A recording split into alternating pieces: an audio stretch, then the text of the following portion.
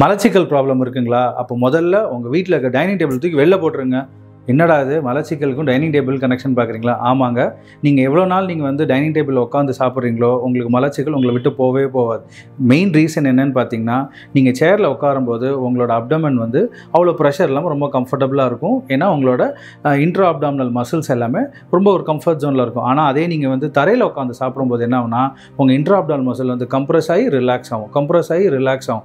ஒரு வாட்டி நீங்கள் சாதம் எடுக்கும்போது நீங்கள் முன்னாடி குனிஞ்சு திருப்பி முன்னாடி வருவீங்க. அப்போ என்ன ஆகுனா, இந்த இன்டெஸ்டைன்ஸோட பெரிஸ்டாலிட்டிக் மூவ்மெண்ட்டை அது ரொம்ப ஃப்ளெக்சிபிள் பண்ணி கொடுக்கும். அதே மாதிரி உங்கள் முதுகு தண்டுவடத்தையும் அது வலுவாக்குறதுக்கும், நம்மளோட டைஜஷனை இம்ப்ரூவ் பண்ணுறதுக்கான முக்கிய செல்லோட இடமே வந்து அந்த லோவர் பேக் தான்.